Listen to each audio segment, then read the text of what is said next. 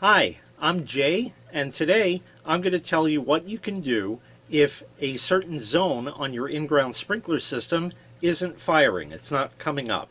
It's not sprinkling water. You don't necessarily need to call your sprinkler guy right away. You might be able to fix this yourself. It's pretty easy. What I'm going to show you in just a few moments is an excerpt from when I opened my sprinkler system for this year, and I encountered a zone that was totally dead. There are many different reasons why a zone won't work. The first is the valve itself. First of all, do we have power getting to that valve? That's something that you'd have to test with a multimeter, and that's not going to cover this particular instance. But that could be a fault right there. Another thing you could do is open up that box in the ground that has all the valves. You'll have to find the one for the particular zone. It's a matter of elimination. You try all of them. There's a little black thing sticking up called the solenoid. You can unscrew about a quarter to a half a turn, and that should fire up that particular zone. When you find one that isn't working, and if it is that one that wasn't, it could be the solenoid has failed. I have a video on diagnosing and testing for that I'll put in the video description below if that is your problem. In my particular case, I was having the valve fire and it was sending water out. I verified that on my water meter. I could see the little thing in it spinning, but the heads simply were not popping up, and I really wasn't seeing any water around where those heads on that zone were. So come along with me and I'll show you the problem as I encountered it and what I did to fix it. It was a pretty ingenious solution. 7, something in here. I hear it.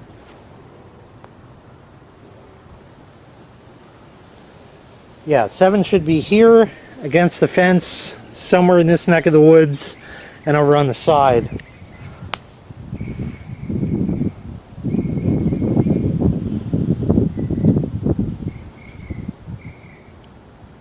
It's the waiting that can kill you.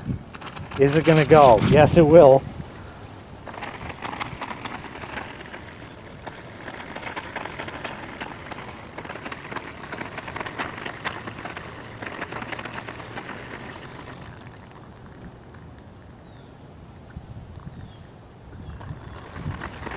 Still got a lot of air in this one, so until it gets that air out, it can't build pressure and pop the heads. Man. Wow. That has never taken that long, and I'm surprised neither of these have gone either.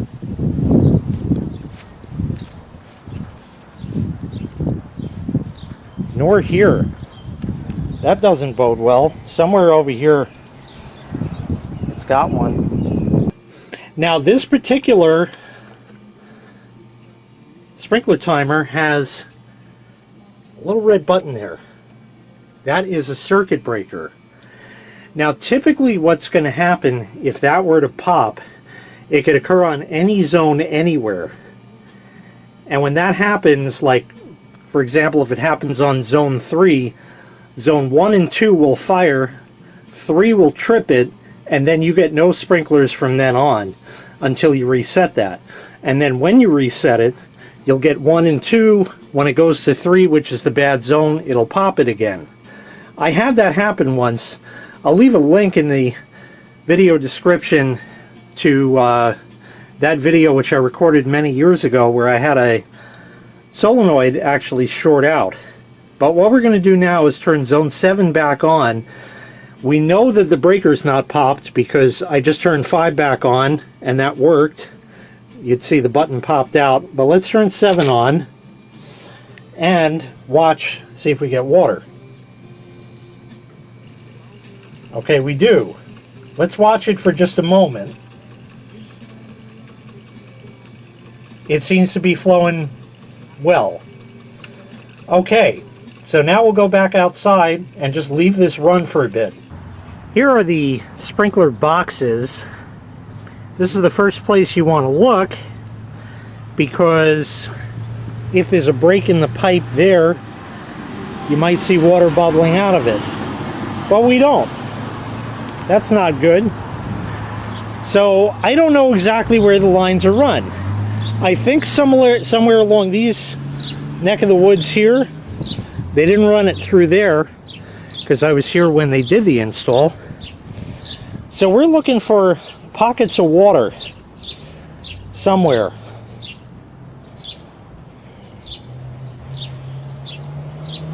There's nothing here that is calling my name. Everything is just as if it weren't even on. So that's not helpful. Let's carry on. We're going to go now to the other side of this fence. From my recollection, the lines run somewhere in through here and then kind of make a beeline to the fence. But the way they plumbed this, you know, why is that head on one zone and this one over here on another? And I'm not seeing any water bubbling up from anywhere.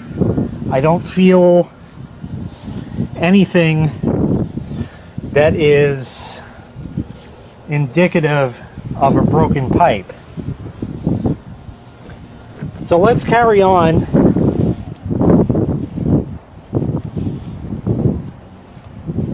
We know that we had a head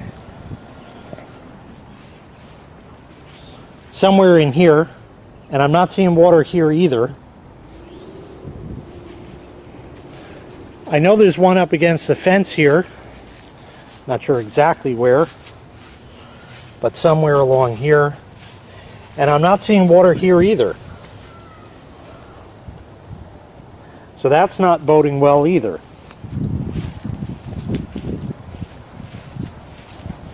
And the last head, we were hearing water going, but nothing.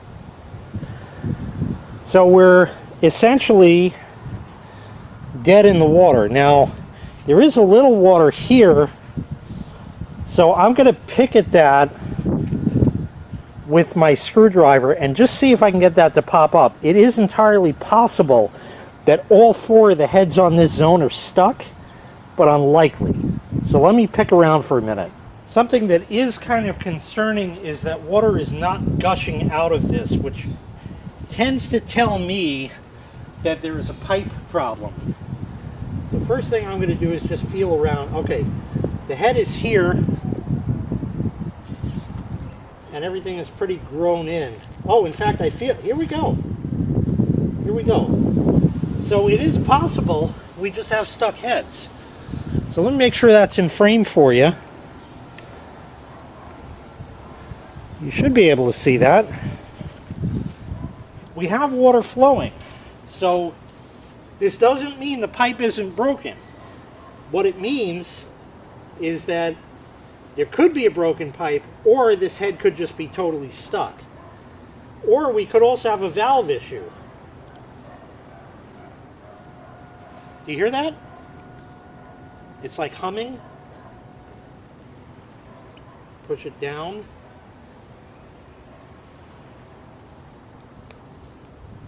Let's try prying it up. Again, this system is old. These heads are old. Oh, looky there. Okay. So we got one. That's a great thing. I guess it was stuck. All right. So now I have to hunt around and see where there's water over here and do the same thing. There we go. Fixed. And I want to show you how I did it. So you recall just a few moments ago we only had this head going, and that's only because I knew pretty much exactly where it was, and I saw the water, which was a huge help. Well, guess what? Just like a toilet, sometimes it gets stuffed up when after a big meal. You know what I'm talking about. So what I did is I just went here and just pushed it down. That acts as a plunger and pushed the water back. That worked because this is the end of the zone. And I know that for a fact. Would it work on other heads? Yeah, probably, but I don't know. In fact, let's test that. I'm going to show you one of the other heads, and then I'll push down on this. Okay, you see that head there? So now I'm going to push down over here, and we'll see if the water changes. See that? See how we get a big push of water like that? So we're using the system to diagnose and fix itself. That's nifty. Okay, let's check out the rest of the heads. So let's clean this off. A lot of pebbles on that. So that one's good. We'll go over here. That's got some stuff on it. There's something on the lawn. I don't know what that is. Clean that off.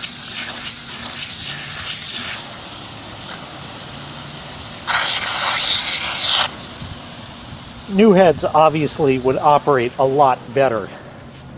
And we have one more over here. Okay, that's just some dried up grass from mowing. That's nothing to speak of. Pebble. So there we go. Zone 7 now works. And I fixed it with itself. That was pretty good. So now I don't have to call the sprinkler guy because everything's good. Once it's just the initial popping up for the year, should be good to go after that. And this one obviously is working as well. Now, you should check your sprinklers periodically through the season. Once every couple of weeks, once a month. Do it like, you know, June, July, August on the 1st or something like that. And that way you can make sure that everything is operating properly. What could have happened here is we could have had a broken pipe, or probably more commonly, pipe falling off the fitting, and then we'd see a gush of water coming up, but that wasn't the case. So we have that. Could have been a bad valve, but we checked the circuit breaker. We know all the other zones work, so that didn't pop. But it was just a matter of stuck heads, and all 4 of them were stuck. That one was stuck, that was stuck, the one we just saw, and this one, which I knew where it was, and it was very helpful that I knew that it was on the end of the zone. Now you can figure that out very easily when you turn your system on after being devoid of water for the winter, because typically, not always, but typically the very last head is the one that is going to pop up last on the zone. It's usually also the farthest one away from the house. That's just how it's plumbed in. Not always, but most times. So that'll give you an indication. Again, could I have done that using that head there? Yeah, if I knew exactly where that was and it popped up, or I was able to get it to pop up, then yes, that might have been a possibility. And would it have worked? Yeah, I think it kind of would have pushed in all directions and made it work like that. Maybe not as good as the end zone, but still not bad. Another option that you would have in the event that the heads won't pop up, but you do know for a fact that there's not a broken pipe, is to feed air into the system. If you watch my winterization techniques, I'll show you in that video. I'll leave a link to that, to last fall when I blew these out, and that'll show you how I administer air to that. And you can pump these with a lot of pressure. You want to go slow at first, but if your air compressor puts out 100 psi, that might be more than the water pressure that you have, and that might be just enough to get it to pop up and free itself up, and then you can take the air off and feed water back through it and have working sprinklers, and everything looks nice and happy with the birds chirping and the dandelions and the sprinklers working, and everything is just a nice, happy thing right now. So that's absolutely wonderful. let's head back inside and close this out. Now, you could have bigger problems. It may be a broken pipe, or a pipe that has come off of a fitting, or maybe even a cracked sprinkler head body, the actual part of it that's in the ground. That could crack and break if it wasn't winterized properly. That's a possibility as well. There are any number of things that can happen, but a lot of times you'll just encounter stuck heads, and without knowing exactly where they are, and you kind of don't, you might have a good idea, as I did, where at least one of them is, but maybe not all of them. And by doing what I did, I was able to locate the rest of them and get everything firing for you. So it was a matter of sleuthing it out and testing, is the valve working? Are we actually getting water? Is there water pooling anywhere in the yard in the general vicinity on that zone? And follow everything back from there. And typically you can pinpoint the problem in, it took me maybe 15 minutes at the very most to find this problem and correct it in total, saving a visit from the sprinkler guy, which nowadays with inflation, $250 easily. So I hope this video can help you out and save you some money in the event that you have a zone that is not firing in your sprinkler system. If it did help you out, please consider clicking on the Super Thanks button below the video. That really helps me out and helps the channel out. Thanks so much, and have a great day.